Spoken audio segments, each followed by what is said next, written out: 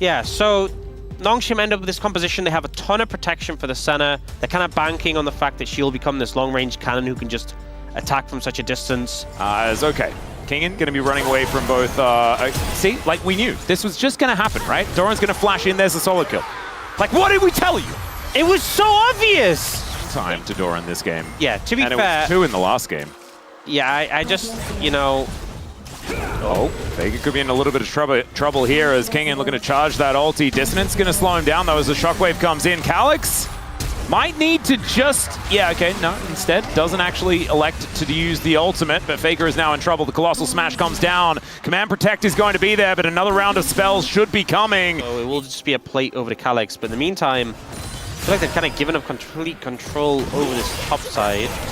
Well, Doran going in against Jiu and Lehens. Another public execution, another possibly dead Jiu here as he does get the Piercing Darkness, keeps himself alive. The Dawning Shadow as the last turret shot comes in, but there are even more bullets on this map and the curtains have been called on Jiu's life once again. He almost got his revenge, but he just doesn't quite manage to nail it as Calyx not going to be dying just yet either as Gideon coming on over, gets the flash on in. Heroic entrance, Faker going to get knocked up and probably taken down here as he has no flash and no chance to get out. Gideon will get his first here of the game. Just for the cool noise. Oh, 100%. They're the ones who are like, oh, there's a pedal under the enemy tower. Well, I've got to take it before they get it. Do you remember when Rengar had his Bone Tooth necklace? Yeah. That was my favorite stacking. As Calyx, this is his least favorite moment. Never mind! He's going to turn it around. The Dawning Shadow comes in. Carrier trying to keep Faker alive as the magical journey is unable to be taken by the Metal Ballerina, and Faker just goes down. That turn! Considering Faker's dead, and I think Nongshim agree. Moving over now. Yep. The Catfish does not approve, and there is the flash in from Gideon. Actually, no, it was just a dash in from Gideon. Vision. A lot of vision actually very accurately placed by both teams, meaning that it's a bit of information overload. There is the paranoia though.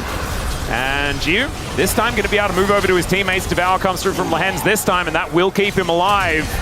The flash out as Gideon looks for that reset. There is the tongue lash, and down goes the Nocturne. Feats of Warfare alongside it.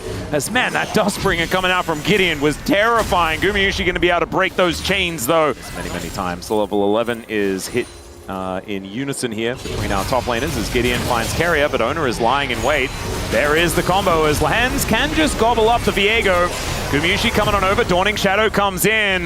The shield is there, and this Tahm Kench is so tanky. Down goes the Viego though, and the Tahm Kench is just on a silver platter, surrounded by T1 members.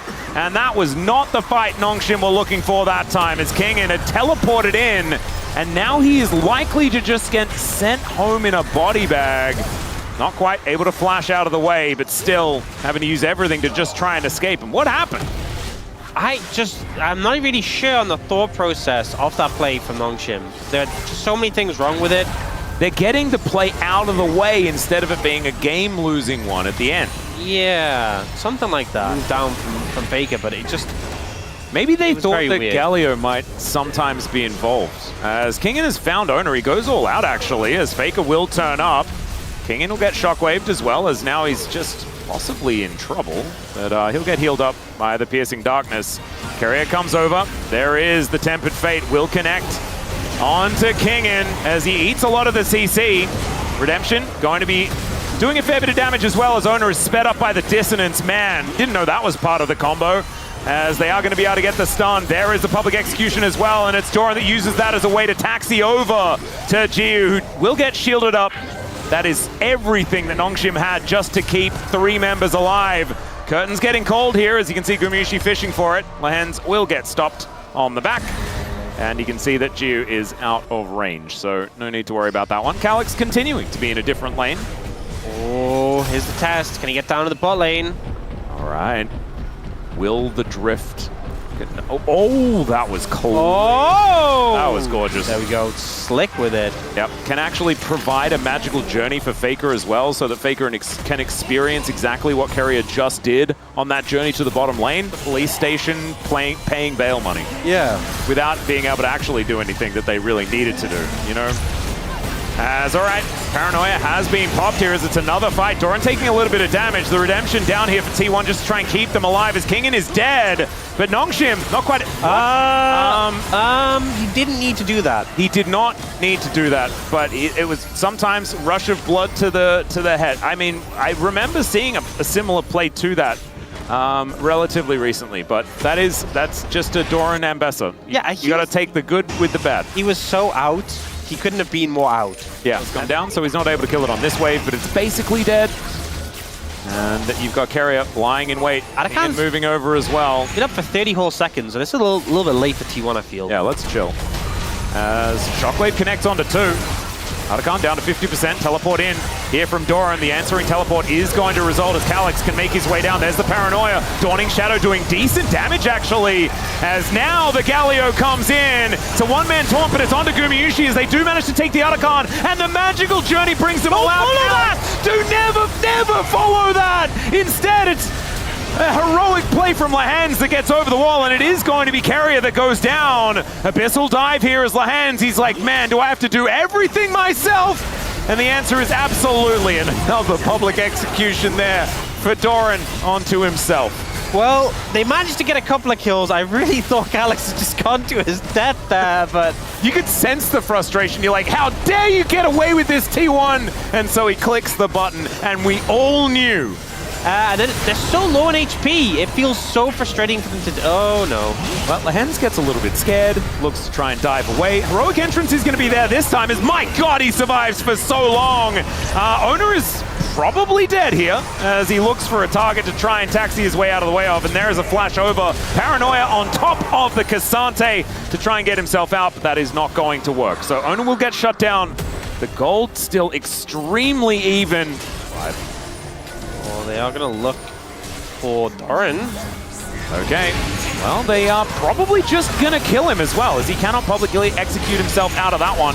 And Gideon going to be able to lock down the kill. Doran really has had a little bit of a vacation moment towards the end of this particular game. That's going to even out the gold and also give Nongshim an avenue in to fight for this Drake. It's a good pickup. He's down for 30 seconds. He should just be able to take it. T1 decide to let it go, you know. It's only second dragon for Nongshim. They don't have the top lane available. They won't opt to do anything more on the back of this. Perplexing. I think just wasn't aware that there were so many members of Nongshim on this champion. You will have to press Q a lot. Oh, Baker is just going to get ulted on here as Gideon comes over, flashes out of the shockwave. There's the Paranoia, and the stun comes in, but down goes Gideon, and Faker, he's just baited them all in. Let's see whether Gio can make this one happen, but he has to sidestep the Tempered Fate. Owner is still chasing. Faker is still alive. The Dawning Shadow's not enough as finally the Galio will be able to secure the kill, but Nongshim have well and truly overextended at this point in time. And how many times does Faker have to do this for people to learn that you should not try to chase this man? They fell for it. They fell for the bait. They try and collapse on a Faker. They think they have the numbers advantage, but the backup comes in force. And one after another, they fall apart. T1 going to get the Baron. Oh, Calyx. He just kind of walks at them. He's been doing this all game, and it's impressive, the bravery. You know what? That's solidarity. Yeah. He'll die with his team. He will. He did. He did do that. We've got T1 going down relatively low, but they will be able to secure this Baron. If Doran dies to it, that would be very funny. That would be very funny. But it doesn't actually happen. But you know why? Sad. You know why he doesn't die to it? Because only Krugs can kill Doran. Exactly. And this is slowly but surely falling to the wayside here for Nongshim, who, even in this game, there have been moments, right? It has felt, you know, like that rally, you know, the tennis, where the back and forths have been happening, but I feel like the ball is well and truly out of court at this stage for Nongshim. As T1 pushing down with Baron, they are very, very good at using this buff. It's their favorite thing, as we know. And Guma just a few bullets. The last one in the chamber here, as we can see, as he does cleanse. That is a cooldown that they do need to be wary of, but the curtains are going to get called here. And down goes this inhibitor turret. There's the shockwave combo. They find it. The bullet's going to ring true as well. Deadly flourish. My God, Gumayushi. Do not give this man the Jhin or the Varus, and they did both in this series. As Kingan's going to go down, and once again, you might blink and miss it, as T1 will just close out this game number 2. And my goodness, what a week for this team, taking down Gen G, going from strength to strength here with a swift 2-0 over Nongshim, feeling like they're back here in round 3. These were some of the best highlights from today's matchup. Which moment was your favorite? Let me know in the comment section below. This is OP, and I'll see you tomorrow. Take care.